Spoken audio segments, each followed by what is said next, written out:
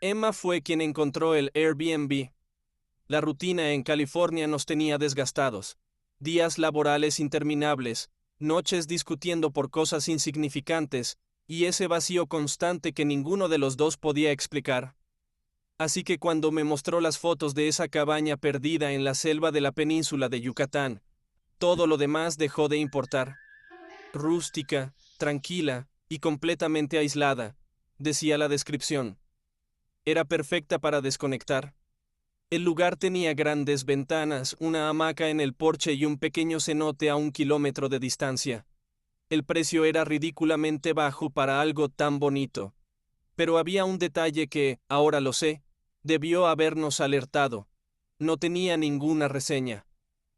Tal vez es nueva, me dijo Emma cuando se lo mencioné. Su entusiasmo era contagioso, y yo quería escapar tanto como ella. Así que ignoramos ese detalle. Nos prometimos que esta sería nuestra manera de reconectarnos, lejos del ruido, del trabajo y de las preocupaciones. Y lo fue, por poco tiempo. El trayecto fue tan largo como esperábamos. Después de volar a Cancún, alquilamos un auto y condujimos durante varias horas hacia el interior, donde la civilización se diluía entre paisajes de selva infinita. Finalmente llegamos al camino de terracería, rodeado por árboles tan altos y densos que el cielo apenas era visible. El GPS nos indicó el lugar, una pequeña cabaña solitaria rodeada por un denso bosque. El calor era abrumador. El aire se sentía pesado, inmóvil, casi opresivo. Sin embargo, la cabaña era tal como las fotos, sencilla pero encantadora. Una sola planta, con ventanas grandes y un porche donde nos imaginábamos tomando café por las mañanas. Al descargar las maletas, Emma comentó: «Es perfecto. ¿No sientes lo tranquilo que es este lugar?». Yo lo sentía, pero también había algo extraño. Demasiado silencio, como si el lugar contuviera la respiración. Los 2 primeros días fueron como un sueño. Exploramos el bosque cercano, nadamos en el cenote, y por las noches nos acostábamos en la hamaca a contemplar el cielo. No había señal de celular ni internet, lo cual parecía ideal. Nada perturbaba nuestra paz, al menos, al principio. La primera noche, mientras cenábamos en el porche, escuché un crujido en el bosque. Le resté importancia. Estábamos en plena selva. Seguramente era un animal pequeño moviéndose entre las ramas. Pero conforme pasaron las noches, esos ruidos se volvieron más difíciles de ignorar. Por ejemplo, la segunda noche. Eran las 3 de la madrugada cuando me desperté al oír un golpe bajo, como si alguien hubiera lanzado algo contra las ventanas. Me levanté de la cama y revisé, pero no encontré nada. Emma, medio dormida, me preguntó qué ocurría. «Debe ser un animal», murmuré. Pero la duda ya se había instalado en mi cabeza. La tercera noche fue cuando las cosas comenzaron a sentirse verdaderamente mal. Nos acostamos temprano después de un día agotador caminando por el bosque. El sueño me venció rápido, pero a las pocas horas desperté sintiendo un peso extraño sobre mi pecho. No podía moverme. Intenté girar la cabeza, pero mis músculos no respondían.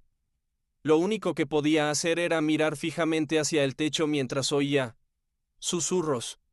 No eran voces humanas normales. Eran rápidas, como si alguien estuviera hablando en otro idioma o en una frecuencia distinta.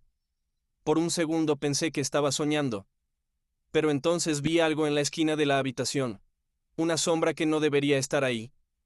Era alta, mucho más que una persona, y parecía inclinarse hacia mí. De pronto, todo desapareció. La sombra, el peso en mi pecho, los susurros. Me incorporé de golpe, empapado en sudor. «¿Estás bien?», preguntó Emma despertando confundida. «Sí, creo que tuve una pesadilla». Intenté convencerme de que era eso, una mala jugada de mi mente cansada, pero no logré volver a dormir esa noche. A partir de ahí los sonidos escalaron. Escuchábamos pasos afuera de la cabaña por la noche, lentos y constantes, como si algo rodeara el lugar inspeccionándolo. También oímos risas suaves, pero huecas, provenientes del bosque. Aunque nunca vimos a nadie, estábamos solos. O eso creíamos. La criatura, era la cuarta noche cuando lo vimos por primera vez. Habíamos cerrado todas las ventanas y la puerta, intentando ignorar los pasos y murmullos. Estábamos en la cama hablando en susurros para calmarnos, cuando Emma se congeló y apuntó hacia la ventana. ¿Qué pasa?, pregunté. Creo que hay algo allá afuera, dijo, con la voz rota por el miedo. Me acerqué a la ventana y levanté un poco la cortina. En la oscuridad del bosque, iluminado apenas por la luna, vi una figura entre las ramas. Tenía un cuerpo humanoide, pero sus brazos eran grotescamente largos, casi como si no tuvieran huesos. Sus ojos eran completamente negros, pero reflejaban la luz de una manera antinatural. Nos miraba fijamente. Solté la cortina de inmediato. Es un animal. Mentí, aunque no creía mis propias palabras. Eso no era un animal. Intentamos no hablar más del tema, pero el miedo había echado raíces en ambos. Decidimos marcharnos al día siguiente. Nos dispusimos a tratar de dormir y apagamos las luces. Esa noche, ambos tuvimos una experiencia aterradora que nos convenció de que algo más estaba sucediendo. Cerca de las 3 de la madrugada, experimentamos parálisis del sueño al mismo tiempo. Emma despertó primero, sin poder moverse, y más tarde me contó que vio cómo una sombra oscura con brazos largos cruzaba la habitación hacia mi lado de la cama. Yo, mientras tanto, sentí lo mismo.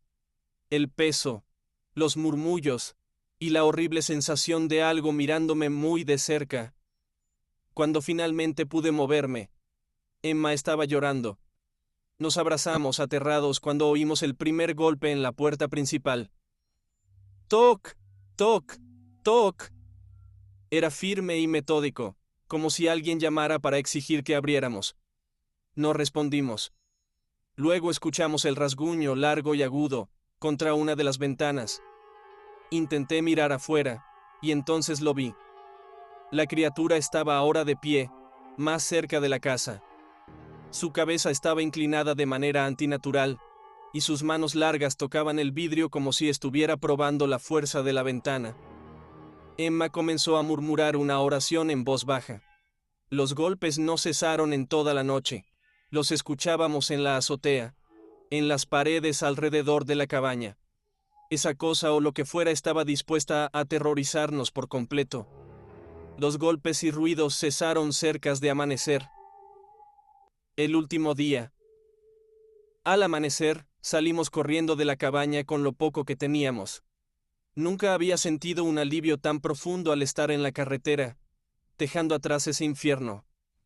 Antes de partir, nos aseguramos de bloquear al anfitrión del Airbnb y denunciarlo en la plataforma.